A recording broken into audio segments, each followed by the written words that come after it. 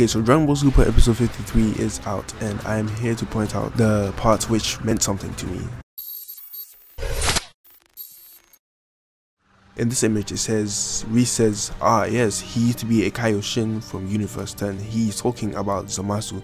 Zamasu is not a Kaioshin, he's not a Supreme Kai, he is a regular Kai, and he is in training to become a Supreme Kai, so he is an apprentice, right? And this is due to the fact that apparently he is a prodigy when it comes to his fighting skills, so he's undergoing training to become someone of higher importance.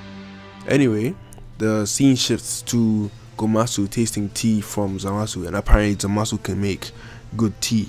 Gomasu and Zamasu. Now Zamasu, in the previous episode, we saw him walking, pushing something like a wagon with freaking tea on it, and he's serving it to Gomasu. Gomasu says the tea brewed by the pure-hearted is free of imperfections and truly delicious. He's talking, so basically he's complimenting Zamasu on his tea making skills, which is useful in the world of Dragon Ball Z, am I right? So he's saying Zamasu is talented also when it comes to making tea, which is not important, but anyway, whilst he's talking to Gomasu, he mentions the fact that humans, or not humans, I think he's referring to mortals, so anyone who is below them, who is below the gods, is referred to as humans, right? So I think he's talking about mortals. So he says, well, mortals, they kill each other and they repair themselves, they kill each other, and then they repair themselves again. So basically they get the shit together, and it's pretty much a cycle, and he doesn't see a point in it. So Gomasu, while this happens, okay, I want you to pay attention to this image right here. It shows the tea turning kind of black, and it kind of symbolizes the pure heart of Zamasu turning into darkness. But this only happens when he says something dark, when he says something heartless, right? So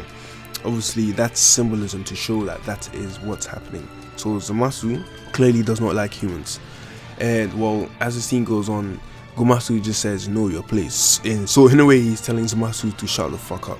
So Goku, Beerus and Whis arrive to the core planet of Universe 10, and Zamasu is surprised to see Goku, Beerus and Whis, and most importantly Goku, because Goku is deemed as a mortal and Zamasu does not like mortals. So Beerus greets Gomasu and Zamasu, and Gomasu introduces Zamasu as his apprentice, right? And obviously Zamasu has this stank face, like he's showing this stank face, as in, why the fuck is a mortal right next to the god of destruction? What the fuck is the god of destruction doing with a mortal, right? So he's pretty much confused because obviously he hates mortals. So Goku, obviously he runs straight to Zamasu asking for a fight, and Zamasu just freaks out because, well, a mortal which is lower than him touched him. So he said, don't touch me casually, human. So human, he's referring to mortals. Beerus and Whis go on to explain that there is someone wearing a time ring, which is the silver time ring, not the green one. Someone wearing a time ring, and he looks exactly like Goku. And Whis goes on to make this statement that Zamasu hasn't met Goku yet, so maybe later in the time somewhere Zamasu meets Goku, and that's how Goku Black is created. So Beerus asks Gomasu, just in case, I'd like you to let us confirm that. So he wants to confirm whether Zamasu and Gomasu have the time rings. And well, Gomasu goes into a temple, I don't know what temple that is. He goes into the temple and reveals a box which contains all the time rings. There are 4 green ones and there's a silver one. I'm assuming the silver one is the most powerful one of all, and then the green ones are just maybe prototypes, either prototypes or they are just used for training, so people who are learning to use the time ring can use it to aid their training in using the time ring itself, which is the silver one, if an emergency is ever to occur. So while Gomasu and Beerus and Whis are talking, Goku is harassing Zamasu, who looks like a racist in the corner because he hates mortals, so that's kind of being racist. Anyway, Goku harasses Zamasu to fight him, and Gomasu tells Zamasu to fight Goku, not just because he wants Goku to fight, it's because he is assessing Zamasu himself, because he's teaching Zamasu how to become a Kaioshin, and so far Zamasu's anger does not show that he is qualified to do that. So Gomasu wants to see the rage, the hidden rage within Zamasu, and the only way to show your anger is to fight, because, well, there's a saying that you are yourself when you are angry. Then that's when you decide to show who you really are. So fighting is the best way to show who you really are. In the next scene, we see Future Trunks talking to Krillin, talking about how he has a wife now. And well, surprise, surprise, he does not want to talk about who his wife is, because think about it, he is married to Android 18. Android 18 is the person that caused a lot of havoc in Future Trunks' timeline, and to find out that one of the people you know, one of your friends, has married someone who caused havoc in your life, that's a piss take. So that is why I think Krillin was struggling to tell Future Trunks that he is married to Future Trunks' enemy. So Future Trunks sees Android 18, and straight away he goes for his sword. He reaches for his sword. He's ready to cut her into pieces. And well, obviously he finds out that that is the wife of Krillin, and that she is not evil as she was assumed to be in Future Trunks' timeline, right?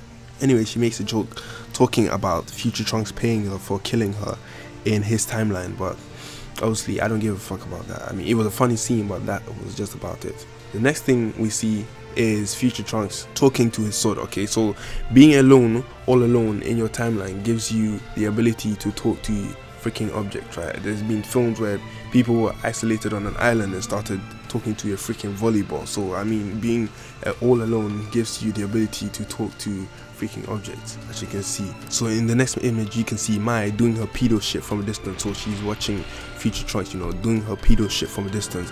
Okay, so this scene is supposed right here. Little Trunks, who is a Super Saiyan and can fuse into a being capable of transforming into Super Saiyan 3 and saving the world, has been transformed to whatever this is, just because of pussy. So don't underestimate the power of pussy.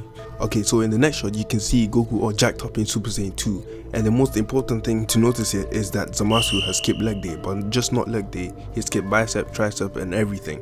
So clearly this guy is not in shape to fight. For some reason, he's stronger than Supreme Kai, and he can hold his own to some extent against a Super Saiyan 2. Okay, so Goku powers up, he gets ready, and Goku throws a punch. Zamasu quickly counters the punch using Goku's force against him by moving quickly to the side and striking him behind his neck. But then Goku turns around, uses a ki blast and defends himself against Zamasu's blow. And then straight away, Goku gets a feeling that, well, he gets a little feel of Goku Black's ki, which is similar to Zamasu's, which we already know. And this adds on to suspicion as to who Zamasu is. Maybe he's Goku Black. I don't think so. I know he's not Goku Black. He creates Goku Black, and this has been in my previous video if you have watched it. So as Goku is fighting Zamasu underestimates Goku, and then Goku punches, and then Zamasu realizes, like, wow, this nigga got me fucked up. Zamasu had difficulties stopping Goku's punches, which shows that obviously these normal mortals, right, who are lower than the gods, are capable of such strength. So obviously Zamasu is astonished by the power which a normal mortal has. Here's another shot of Zamasu being astonished by the power of a mere mortal. So basically he freaks out and Goku punches him because, well, he's astonished, right? He cannot believe what he's seeing. I mean, he's getting his ass whooped by a mortal. So he gets knocked the fuck down. Goku bows down and offers Zamasu a hand, but then Zamasu prepares an attack in exchange. But then his own master, Gomasu, controls him and tells him to stop. So clearly this guy has anger issues and is in no way, shape or form ready to become a Kaioshin. And that is pretty much what happens in this episode of Dragon Ball Super. My overall thoughts are that Zamasu will eventually create Goku Black. He is not Goku Black himself, because as it's been said, Goku Black's ki is similar, not the same as Zamasu. So obviously if Zamasu creates Goku Black, it's with his ki. I mean, he is a Kai, and Kais do create worlds, right? It's their job to create things. So obviously that means they can create life. So Zamasu might create Goku Black, and since Goku Black is a being of himself, he might have not the same ki as Zamasu, but a similar ki, since he was made from Zamasu's ki. So that is my speculation onto as in who Goku Black is. So except from that, that has been it for this video. Feel free to comment in the comment section below, like and subscribe, and watch my previous video which has leaks as to who Goku Black is, what Zamasu will do in the future. And except from that, I have nothing else to say. Bye.